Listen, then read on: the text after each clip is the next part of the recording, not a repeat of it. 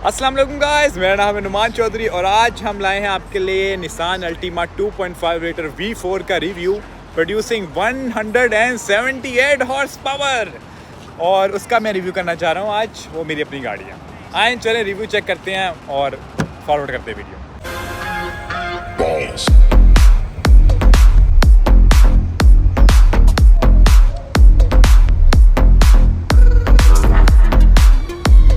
तो हम अगर गाड़ी फर्स्ट लुक में आ जाए तो फर्स्ट लुक में मुझे जो गाड़ी लगती है क्राउन, टोयोटा क्राउन की जैसी कॉपी लगती है। ठीक है, निसान ने इसको बनाया, लेकिन मेरे हिसाब से मुझे इस गाड़ी को देख के वो गाड़ी याद आती है। तो फ्रंट में अगर इसके आ जाए हम सबसे पहले तो यहाँ पे हमें मिल जाती है प्रोजेक्शन लैंप्स, यहाँ पे हमें साइड मार्कर लैंप मिल जाता है, यहाँ पे हमें क्रोम की गार्निश मिल जाती है और यहाँ पे हमें ब्लैक कलर की गार्निश मिल जाती है और नीचे भी हमें क्रोम की लाइनिंग मिल जाती है फॉग लैंप्स के साथ। बाकी गाड़ी की अगर साइड प्रोफाइल पे आए, साइड प्रोफाइल पे हमें अलॉय रिम्स मिल जाती हैं, 16 इंचेस अलॉय रिम्स मिल जाते हैं, साथ सिल्वर और ब्लैक कलर के रिम्स ही मिल जाते हैं जो कि निसान के ऑफिशियल ऑफर करता है।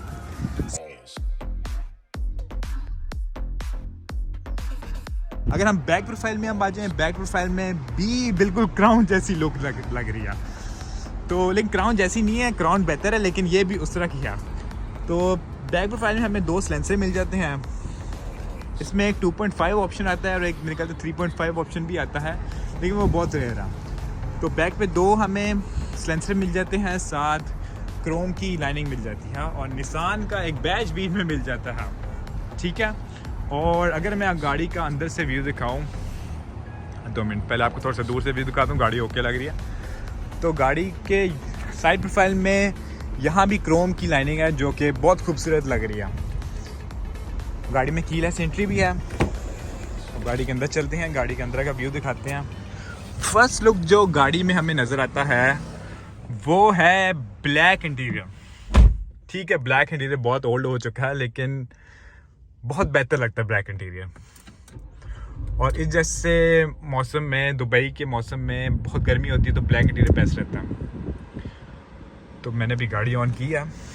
तो अगर हम इसकी पहले बीच में से स्टार्ट करें, स्टीयरिंग से स्टार्ट करें, तो स्टीयरिंग में हमें सबसे पहले नज़र आता है क्रूज़ कंट्रोल, मल्टीमीडिया कंट्रोल नज़र आते हैं हमें इसमें।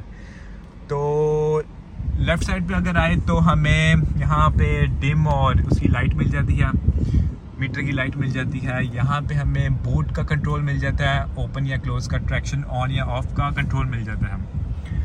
लेफ़्ट डोर पे आए तो लेफ़्ट डोर बिल्कुल ब्लैक है, साथ क्रोम की लाइनिंग है। यहाँ पे हमें सिल्वर फिनिशिंग मिल जाती है और यहाँ पे हमें विंडो कंट्रोल मिल जाते हैं, यहाँ पे हमें डोर कंट्रोल मिल जाते हैं। राइट साइड पे आए तो राइट साइड पे भी वही ऑप्शंस हैं। यहाँ पे हमें ग्लव बॉक्स मिल जाता है और यहाँ पे हमें सेंटर बॉक्स मिल जाता है। यहाँ पे 2 कप होल्डर की ऑप्शन मिल जाती है और अगर बीच में आए तो हमारे पास ऑक्स की एक वो है और USB ऑप्शन है। यहाँ पे चार्जिंग ऑप्शन है 12 वॉट की। जो इसमें मैं चीज़ मिस करता हूँ वो इसमें है ये सेंटर, इसमें वो नहीं आता ऑफिशियली बीच में जो मल्टीमीडिया लगा होता बड़ा सा, लेकिन ये भी अच्छा लग रहा है, बिल्कुल मतलब कि ओल्ड स्टाइल है लेकिन बेस्ट है। अगर ऊपर आ जाएँ तो ऊपर हमारे पास इस साइड पे भी मिरर है और उस साइड पे भी हमारे पास मिरर आ जाता है। बाकी बीच में हमारे पास आ जाता है सन ग्लासेस होल्डर। और जो मुझे सबसे बेस्ट चीज़ लगी है वो है इसके जो ये लाइट कंट्रोल है। लाइट कंट्रोल पीछे भी लाइट्स हैं, और आगे भी लाइट्स हैं। बड़ी आगे कम है लेकिन पीछे लाइटिंग ठीक है। और इसमें आता है हमारे पास CV ट्रांसमिशन आ जाता है साथ, और साथ काफ़ी अच्छा एक रूम मिल जाता है, हमें काफ़ी अच्छा रूम मिल जाता है। बाकी इसके एवरेज पे आए तो एवरेज आपको मैं खुद दिखा देता हूँ।